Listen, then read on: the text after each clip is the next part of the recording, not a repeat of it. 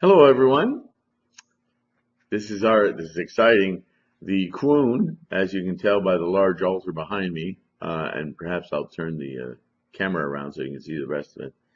The Quoon is finally open, and this Wednesday, September the 14th, is our first live lecture where I'm going to endeavor to every week on Wednesday have an open Quoon so we can perform Gongyo, chant, and discuss together the teachings of Buddha. Tonight, I had the luxury of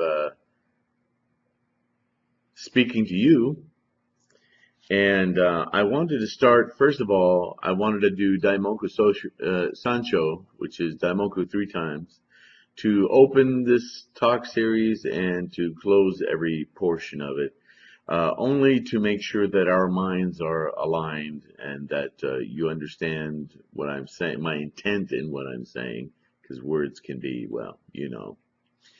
And then hopefully I'll remember at the closing that we do Daimoku Sancho again. So if you will with me, please.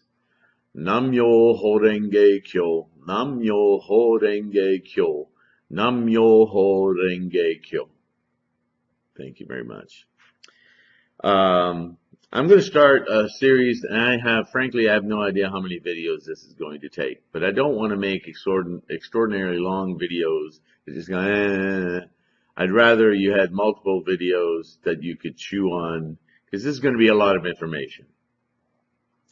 And of course, as always, I invite you in the comments section, ask questions. There's no stupid questions, okay? Buddhism, the practice of Buddhism could largely be said to be an endeavor of study. So study never ends in Buddhism. You're constantly studying, rereading material, reading new material.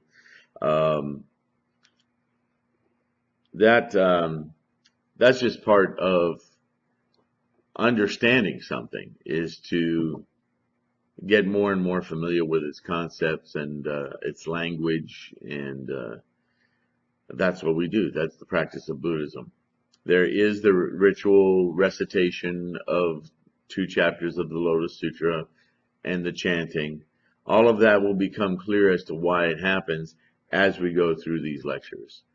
The most confusing and least talked about teaching of Buddha that I have been able to witness anywhere on the internet or in temples or in groups or anywhere I've been, is people will mention the 3,000 realms in a moment of life. In the Japanese sects of Buddhism, you'll hear a lot from the Nichiren school, which we are part of that lineage. The Japanese words Ichinen Sanzen, which really is the 3,000 realms in a single moment of life.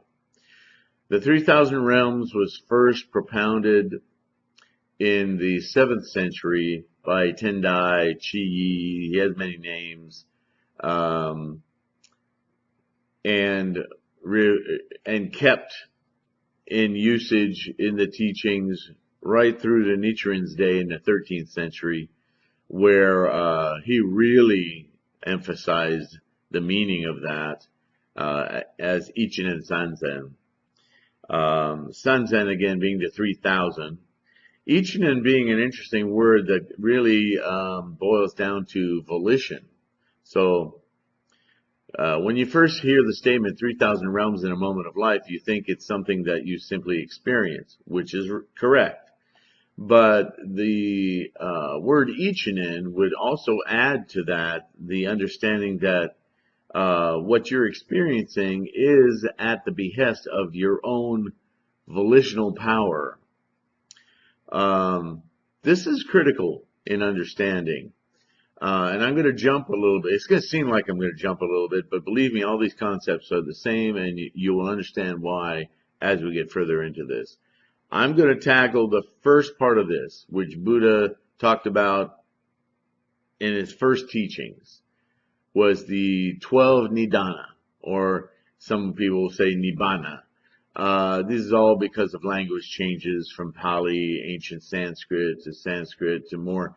There was an elite language of an elite class.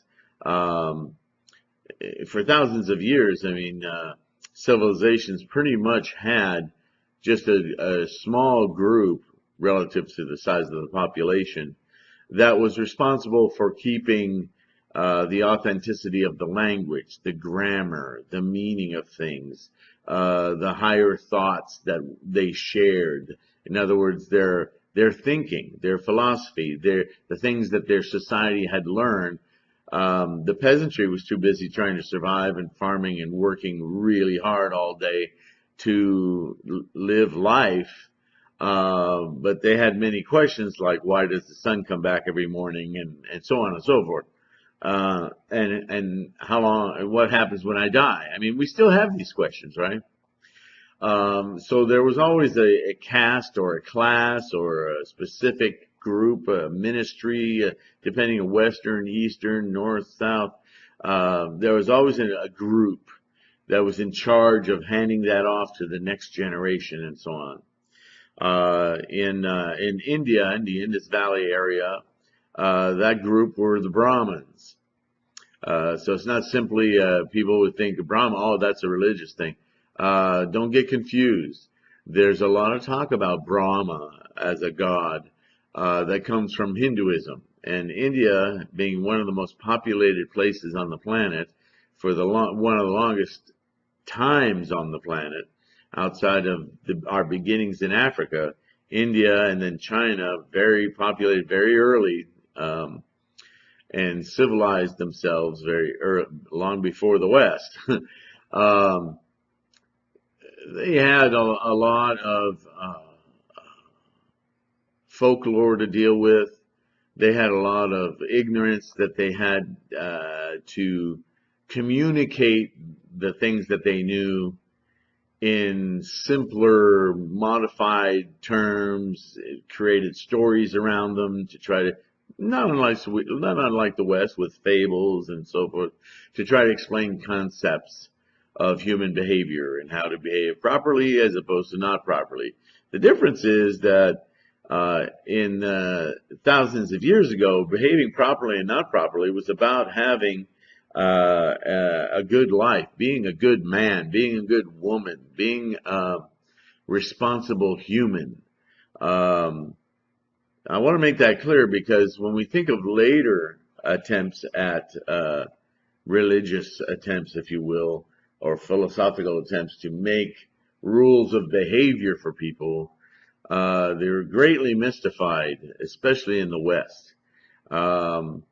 And rules of behavior really became rules of governance. How do we control large masses of people? How do we make them surveil themselves so we don't have to have a surveillance officer on top of each one of them, and a surveillance officer on top of the surveillance officer, and the surveillance, it goes on and on and on.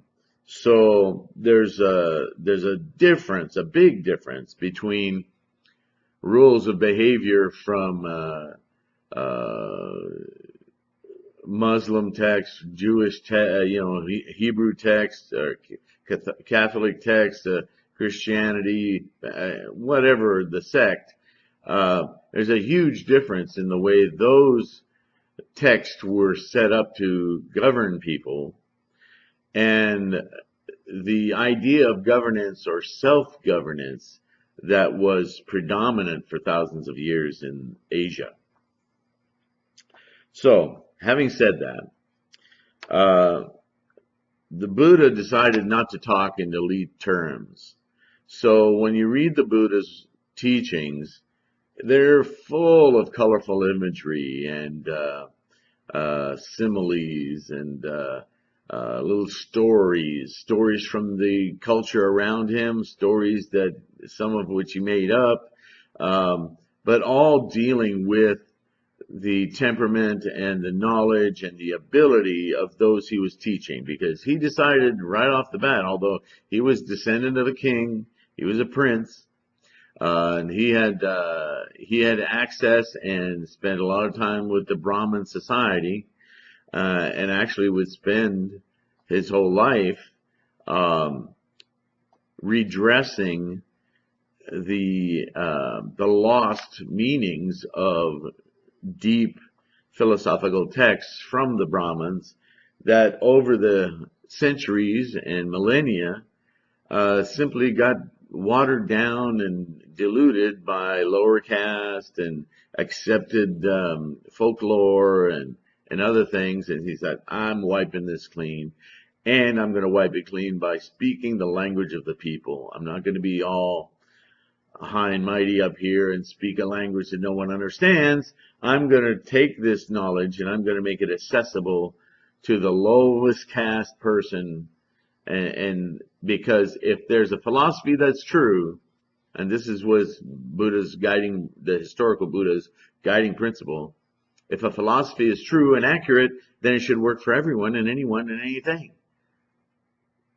You shouldn't have to climb a mountain to gain this knowledge. You should be able to just know it, because the truth is, if enlightenment is real, if having complete, full understanding of the process of life and how everything comes into being is accessible, then the truth really is, it's already here. It's already in you.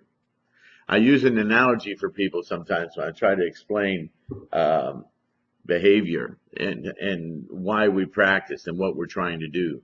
Very quickly, I'll give you that example. If you can imagine a state, and we can't, we're human beings, we're in a set of conditions and tendencies that prevents us from just being in this knowing all the time. But we have moments of it. Certainly if you're a woman and when you give birth to a child and you first see the child and hold it against you, there's another world going on in your brain that you find. For men, we find these in very deep, well, we call them aha moments, right? Or big revelations that we have. And it's almost as though everything stops. The whole world ends. This is why the Hindus used to use orgasm, sexual orgasm, which has been misinterpreted as what nirvana is, in so many branches of their philosophy, because there's a moment when during sex where you accomplish an orgasm that time doesn't exist. It's just a moment, but for that moment, time doesn't exist, problems don't exist, you and other don't exist. There's just this blissful, and then boom, you're right back into humanity. Okay? What happens in that little moment, if you could try to imagine it with me, is that there is absolutely nothing, and I mean nothing, in the universe and outside the universe that you don't understand. Let that sink in for a moment. If you have that depth of understanding about everything and the everything of nothing, then how can you possibly ever feel influenced or emotional or challenged or anything other than, wow. And that's it. You can call it a permanent state of joy. You can call it unshakable, unbreakable happiness. You can call it enlightenment. You can call it awakening. Awakening is an interesting one to me, because from the get-go, what we learned about enlightenment, and the verbiage was awakening. In fact, Buddha's name in many of the writings, and still to this day, is the awakened one. Enlightened. The light came on. Because when you know this, when you tap into this, you can't ever forget it. And it's unshakable. Nothing can disturb knowing everything, understanding everything, because You already know. Nothing shakes you. That's pretty unimaginable. I get it. But if you can sort of keep that little place of what does that look like in your, keep it a little on a shelf as we go through all of this, it'll help make sense of it. And the first relationship I'll give you for it is Einstein. Einstein's theories, well, let's just go for the one equation, which I believe most of the world still doesn't understand the significance of. And I'm sure you've heard it. You've seen it in cartoons. Everybody knows it. E equals mc squared. What does that mean? Big E, energy, equals, not similar to, not sometimes, not when you look the right way, not when energy feels like it. Energy, all energy, any form of energy is exactly identical to, equal to matter. Stop right there. How is energy equal to matter? What? How is this book energy? How does energy become this book? Or a blade of grass? Or you and me? Or universe? Energy equals matter times a constant speed of light squared, which we don't even know what that is. Because anytime we approach the speed of light, we cease to be able to experience what's happening. Notice the way I said that. For decades, what most scientists and mathematicians and teachers and people and things you read would say of E equals mc squared is energy equals matter times the speed of light squared. And then they talked about the speed of light. They'd say, well, the speed of light, when you approach the speed of light, when you get to the speed of light, you disintegrate. There's just nothing. Nothing can exist beyond the speed of light. I hate that statement. Nothing can exist beyond the speed of light. No, you don't know that. Did you go there? No. A mathematician wouldn't say that. A mathematician would say that beyond the speed of light is a territory we're incapable of understanding. Otherwise, how could math just decide to square it? You know 2 times 2 equals 4, right? So 2 squared is 4. And 4 times 4 is 16. So 4 squared is 16. Well, the speed of light is close to 190,000 miles per second. 190,000 squared. That's fast. How can you even propose that in your mathematics if you're then saying nothing exists there?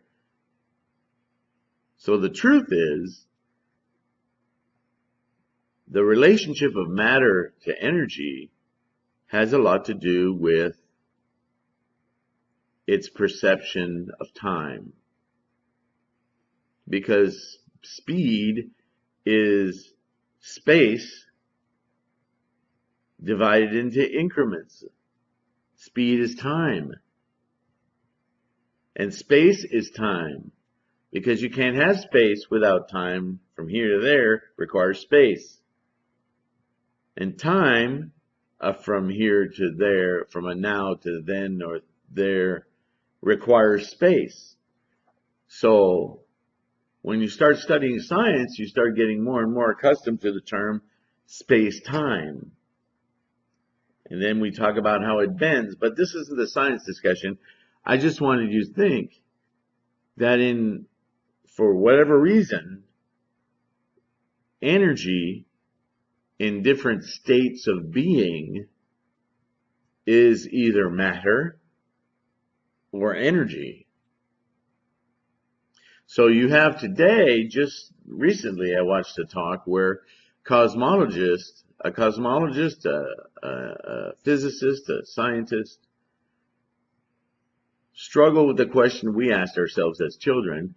Okay, if there's a big bang and the universe was created, what was it created in? There had to be something. If there was a big bang, certainly the bang was in relationship to something, right? Wouldn't you say? Hope we didn't lose picture there. So the idea is that whatever the big bang was, this rapid expansion of what we are made of, occurred within the same stuff that it reacted in. It's just that the environment of the creation of the universe was an area of what some would call a very low energy. The energy is there, but it's very quiescent. And so it took a moment of extreme activity for that energy to start precipitating matter. You know, it makes sense. Stay with me. So, because we're already at 21 minutes here, I'm going to read through this 12-link chain kind of quickly. But since I've got you in the mind set, hopefully, this will give you something to chew on until the next video, okay?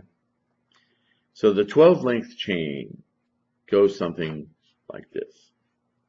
And this is a book that I put together a number of years ago. You can get it on our website. You can get it on Amazon, I think. I don't know, is there an ISBN number? Anyway, I'm going to show you the illustration, not that it answers everything, but it gives you an idea. Okay, what we're going to do is, because we're humans and we see things from top to bottom or left to right or right to left or whatever, we're anal that way. We like things in a line. I'm illustrating the Nidana, and the discussion on the Nidana has always been a top to bottom kind of thing. The Nidana, I'll preface on 20 minutes hasn't been a preface. I'll preface with this.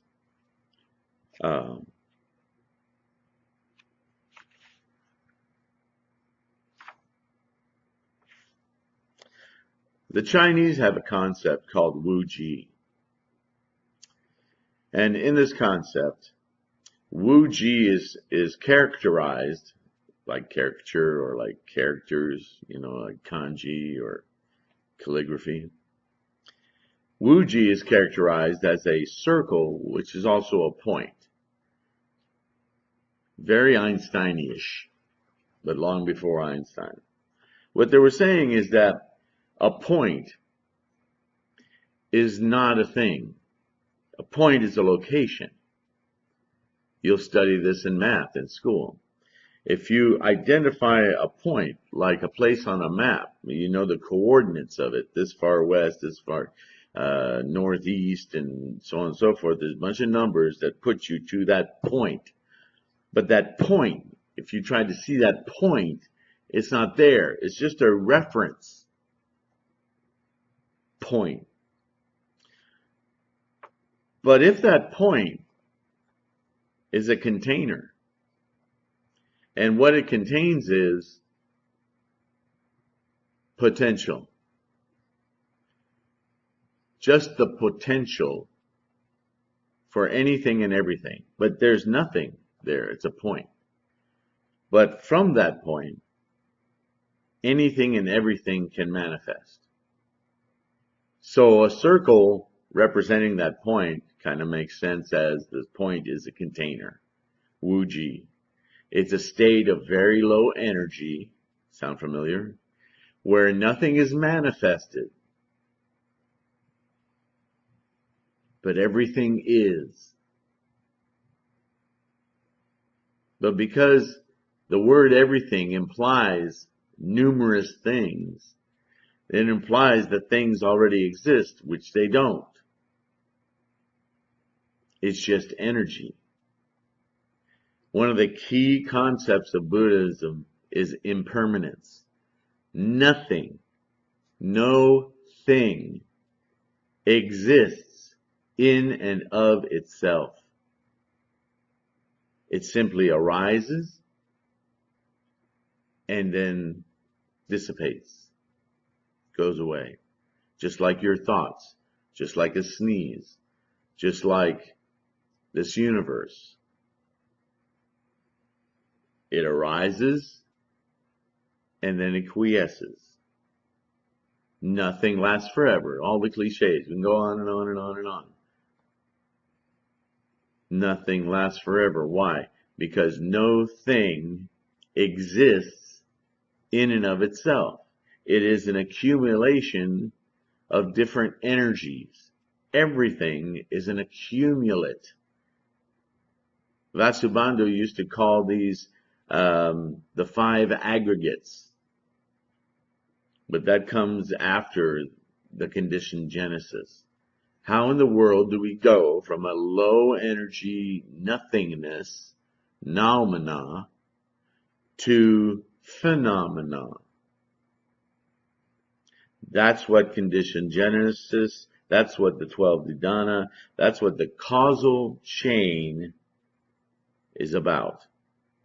And Buddha was teaching this 3,000 years ago. You want to know how birth happens? This is it. You want to know how a tree happens? This is it. You want to know how your own thoughts happen? This is it.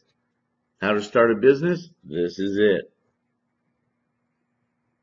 Everything comes through this chain, causal chain. Causal. What does that mean? It means there was some intent. Because nothing happens without intent. Intent tickles our volition. Because the minute we experience, the minute intent exists, it immediately wants to know what it is to exist. Because it doesn't know yet. I intend to. Gosh, I want to know where that intention takes me. Wait, where does it take me? Where am I now? What does this feel like? What will that feel like? Where will this intention take me? What will it look like, feel like, smell like, think like? See, everything precipitates from this first instance, and it happens very quickly. As the title of these lectures should remind you, 3,000 realms in each discrete moment of life. Because that's life. All life. All life is Wuji, little tiny imperceptible points that come one after another. And if you remember your geometry, one after another, these loci, these points, create what? A line. What you and I would call a timeline, a lifetime. Okay, that's enough for this lecture. I think I've tweaked your brain enough. Please think hard about that. If you can find some literature on the 12 Nidana, go ahead and read it. It won't bother me because we're going to be reading different versions of the same thing. But this is basically what the causal chain is. How tiniest fraction of thought, idea can precipitate volition, desire, want to such a degree that we must instantiate. A blade of grass goes through it. A tree goes through it. How did a seed come about? Because the tree wanted to be, and the seed was the vehicle to get to being a tree. How did I come to be? My vehicle was finding the right tendencies and conditions within the belly of a woman and the DNA and the construct of the man and the woman. And I thought, I fit there. My entity said, that's where I'll gestate.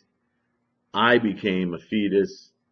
I was born with the help of these two individuals who I'm karmically very closely related to, because that's how we fit through our energy vibrations, our karma, our causal similarities. That's the 12 Nidana. We can get technical and read through all of them, and maybe I will, but I don't want to spend too much time on being a scientist about this, because you can do the study on your own. I want to make it make sense to you in a simple way. So if I missed something, please comment below.